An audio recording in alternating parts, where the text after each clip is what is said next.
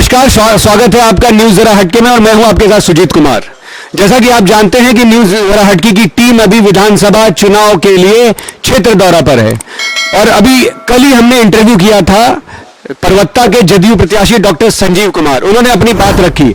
आज हम हैं राजद प्रत्याशी श्री चौरसिया जी के साथ। अब चौरसिया जी से जानते हैं वो इस क्षेत्र के लिए क्या योजनाएं लेके आए हैं। सर, स्वागत है आपका। धन्यवाद।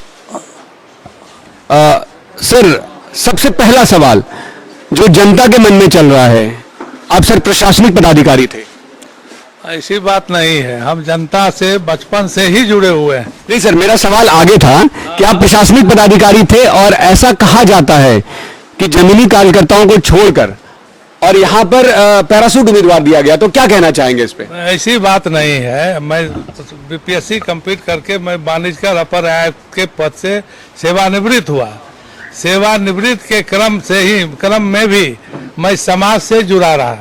ऐसी बात नहीं है कि मैं ऊपर से लादा गया हूँ। मैं बचपन से ही इस सक्रिय राजनीति में था। मैं कम्युनिस्ट का आजीवन सदस्य बना हुआ हूँ। जब कम्युनिस्ट पार्टी अपनी बुलंदी पे था वहाँ था। उसके बाद मेरी शिक्षा दीक्षा 8th क्लास तक लालपुर हाई स्कूल में हुई। उसके बाद मैं मोतिहारी पूर्वी चंपारण में पढ़ा हुआ हूँ। मैं वहाँ भी अपने स्कूल का अध्यक्ष रहा करता था। उसके उपरांत जब MS कॉलेज से मेरी पढ़ाई हुई, उस दरमियान जब 76-74 का मूवमेंट हुआ उसमें भी मैं शामिल था। जो क्रांति हुआ था उसमें जो स्वर्गीय हमारे अटल बिहारी वाजपेयी जी जब टाउन हॉल मोतिहारी में भाषण देते थे, जब उनको अरेस्ट किया गया था तो उनको उस भीड़ से मैं ही उनके पीछे से पकड़ के उनको अपने साथ लेके गया और उसके बाद उनके साथ पुलिस जेल तक गया था, जहां उनको अरेस्ट करके मोतिहारी जेल में रखा गया। ऐसी बात नहीं है कि मैं जमीन से जुड़ा हुआ नहीं हूँ। जहाँ तक कोई चीज़ का समाज से जुड़ने की बात है तो समाज में मैं शुरू से रहा। और शुरू से जब हमारे जनता दल की सरकार थी, जननायक कर्पूरी ठाकुर थे, उनसे भी मैं काफ़ी जुड़ा हुआ था। और जब लालू जी जननायक कर्पूरी ठाकुर के जो अधूरे काम थे, चूँकि मैं समाज से जुड़ा रहा, उन्होंने जो शुभारंभ किया उसको अमली जामा पहनाने का काम हमारे माननीय नेता लालू जी ने किया। उसका मैं शुरू से प्रशंसक रहा। उन्होंने गरीब गुरबा दलित कुचले का जो साथ दिया, हम लोगों को जो पिछड़ी जाति अल्पसंख्यकों को जो बोलने की आवाज़ दी, समानता का जो उन्होंने नारा दिया, उससे मैं अभिभूत होके मैं उनका प्रशंसक रहा। लेकिन मैं खुल के राजनीति कर नहीं सकता था, इसलिए यह कहना कि मैं समाज से जुड़ा नहीं हूँ। रिटायरमेंट के बाद सेवानिवृत्ति के उपरांत मैं सक्रिय राजनीति में आया। बिल्कुल सर, अगला सवाल मेरा है यहाँ के क्षेत्र के लिए। क्षेत्र के लिए यह है कि ये क्षेत्र सर आपका घर है, आप अच्छी भाली से जानते हुए कृषि के लिए सबसे ज़्यादा ये महत्वपूर्ण क्षेत्र है। मक्का और केला सर यहाँ का मुख्य उत्पादन है। अब जहाँ तक मुझे पता है, जहाँ तक मेरी जानकारी है, मक्का पिछली बार 2000 रुपये क्विंटल बिकने वाला मक्का ये इस बार 1000 से नीचे चला गया, आधा तक दाम नहीं मिल पा रहा है। तो उसके लिए, और केला जैसे यहाँ का मुख्य फसल है, उसके लिए आप क्या सोचते हैं? अगर आप जीतते हैं तो उन किसानों के लिए क्या आप योगदान करने वाले? देखिए, ये तो हम भी इसी क्षेत्र के, मेरी पैदाइशी कुलरिया में मेरी पैदाइशी हुई।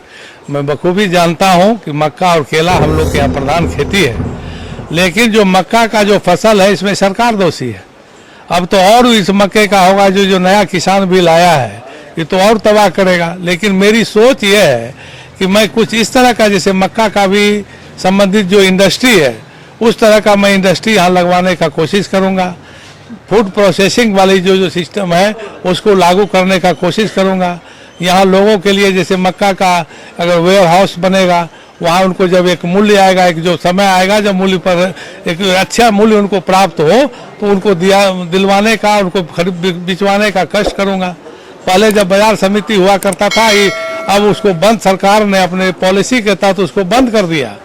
और अभी जो किसान बिल लाया है ये तो सरासर धोखा है कि किसान जो है अपना मूल्य जो है सस्ते पौने भाव में बेच दे। ये पूंजीपतियों के लिए ये बिल है।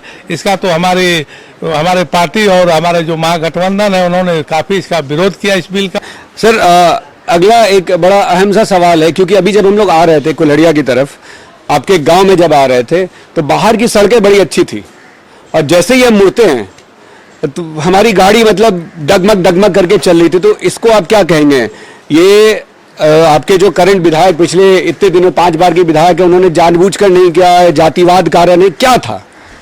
देखिए अब तो क्या कारण है, जातिवाद है कि क्या है, लेकिन रोड की जो जर्जर स्थिति है, बहुत सारी रोड बनी है, लेकिन हमारे गांव में हो सकता है चूंकि इसका मटेरियल का जो है इस तरह अगर आप कमीशन खोल रहिएगा, पैसा ढंग से उसका सदुपयोग नहीं हो, तो मेरा सोच तो यह है कि मैं अगर विधायक बनूंगा तो रोड जो मैं खुद नहीं बनवाऊंगा, वहाँ की एक कमेटी बनेगी, वहाँ की जनता जो है उस रोड का निर्माण स्वयं करे। बहुत बड़ी बात, बहुत बड़ी बात, बहुत बड़ी बात कह दी आपने।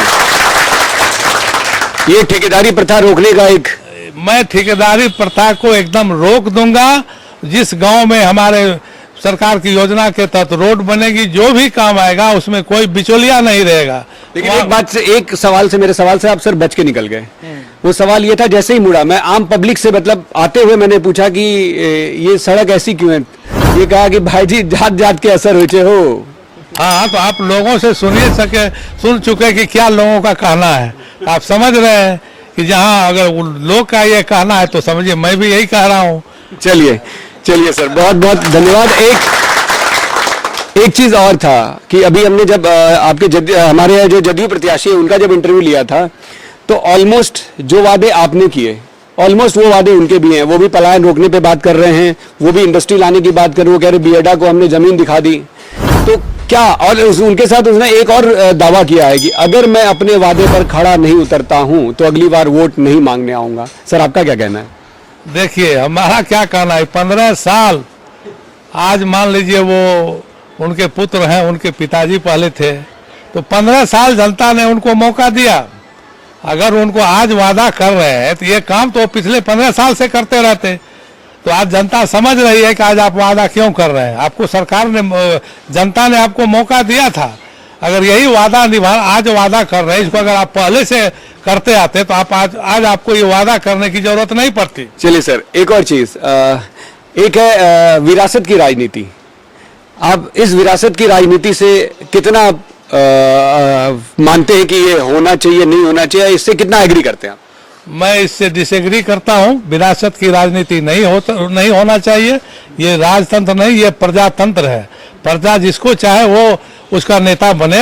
अगर राजा का बेटा ही राजा बनेगा, हमारे माननीय विधायक जी पिछले 15 साल रहे, उन्होंने जो काम किया, जब उनकी स्टेज जब बुढ़ापे की स्थिति हुई तो उनका बेटा विधायक बने, ये सरासर गलत है। मैं इससे डिसएग्री करता हूँ। चलिए सर, ये तो अब जनता बताएगी विरासत की राजनीति को कबूल करती है या नहीं करती है। अगला सवाल सर, उनका कहना था कि जो सवाल है मैं सर काउंटर इसलिए कर रहा हूं कि कम से कम पब्लिक को पता चले। यूएस में जैसे एक होता है कि 2 प्रेसिडेंट एक साथ पब्लिक से डिबेट करते हैं, वो नहीं होता है। तो कोशिश मैं कर रहा हूं उसको, उस तार को जोड़ने की।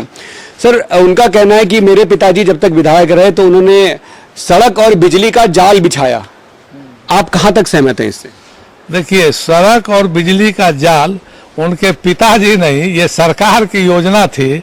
और हमारे जो सरकार में, जो वर्तमान सरकार में रहती है, ये तो उनका प्रायोरिटी है, प्राथमिकता है कि सरकार को कोई, हम भी विधायक बनेंगे तो कोई हम अपने घर से बनाएंगे या अपने पॉकेट से बनाएंगे। ये सरकार का डिसीजन होता है कि हम सड़क में घर घर बिजली पहुंचाएंगे, सड़क करेंगे। तो बिजली में जरूर सुधार हुआ, इसको हम इनकार नहीं कर सकते हैं। सड़क भी बनी है, लेकिन गिने चुने सड़क जो है अभी भी उस लायक नहीं बना, क्योंकि उनको बनाने के लिए जिस ठेकेदारों का प्रयोग किया गया, आजकल जो हो रहा है भ्रष्टाचार, ये इसके चलते उस बुलंदी से रोड नहीं बन सकती। वर्तमान सरकार का ये देन नहीं है। बिजली जो है केंद्र सरकार और कांग्रेस के जमाने से ही चली आ रही है, और इन्होंने तो उसको और छत बिछत कर दिया। जहां लगना चाहिए वहीं लगा के कहीं दूर दराज में कर दिया। अपने क्षेत्र में उसका कर दिया कि हमारे इलाके के लोग, हमारे जो अनुयायी है, वो उससे ज्यादा लाभान्वित हो सके। शायद ग्रिड स्टेशन की बात कर रहे हैं आप? जी, ग्रिड स्टेशन सर खुल के बोलिए। हाँ, ग्रिड स्टेशन जो उन्होंने बनाया वो कहाँ होना चाहिए, उसका जो चुनाव उन्होंने सही सिलेक्शन नहीं किया। अपने क्षेत्र में ज्यादा ग्रिड दिया। लोगों का कहना है कि वो अपने कुछ जाति के लोगों के समर्थक होने के, उनका होने के चलते उन पर विशेष ध्यान देते हुए उस एरिया में ग्रिड लगाया। मैं ये भी देखा हूँ, मैं भी कुलरिया से सेवानिवृत्त उपरांत गांव में रह रहा हूँ, तो उसके इलाके में कभी बिजली कटती नहीं है। और लोग भी त्रस्त है। और इधर कुछ दिनों से बिजली में सुधार हुआ है, तो हम लोग भी बिजली मिल रहा है। नहीं तो 10-10 घंटा 20-20 घंटा बिजली नहीं रहता था। लेकिन उस क्षेत्र में आप जनता से पता कीजिए, उनका लाइन कभी नहीं करता था। क्या और जनता के लोग खाली वही सुख का भोग कर सकते हैं, और लोग भोग नहीं कर सकता है। सर, अभी आप क्षेत्र भ्रमण कर रहे हैं, तो क्या ये माना जाए कि एक प्रशासनिक पदाधिकारी विधायक के रूप में देखा जाएगा 10 तारीख के बाद इस क्षेत्र के लिए? ये तो यहाँ की जनता बताएगी। मुझे जो ये विश्वास है, जनता का जो मैं प्यार और स्नेह मुझे मिल रहा है, तो हमको लगता है कि भगवती की कृपा रही तो जनता मुझे चाह रही है। मैं ये देख रहा हूँ, मैं जब सिंबल लेके अपने क्षेत्र में प्रवेश किया, जो इतना मेरा स्वागत हुआ, तो मैं इस स्वागत से अभिभूत हो गया। मुझे लगा कि जनता के दिल में मैं बात करता हूँ, और मैं उसी समय प्रण किया कि मैं हमेशा जनता के बीच उनके कंधा में कंधा मिला के चलूंगा। उनकी हर समस्या से मैं रूबरू रहूंगा, और जितना मुझसे विकास हो मैं अपना जीवन पर्यंत जो भी मुझे अगर ये मौका मिलता है जनता के द्वारा, तो मैं जनता की सेवा में ही अपना ये समय बिताऊंगा और उनके साथ रहूंगा। चलिए, बहुत बहुत धन्यवाद सर। थैंक यू, आपका भी बहुत बहुत धन्यवाद। ये थे हमारे साथ दिगंबर चौरसिया जी, राजद प्रत्याशी परवत्ता विधानसभा क्षेत्र। रणभेरी बज चुकी है, अब देखना है इस रण में कौन आगे निकलता है। धन्यवाद।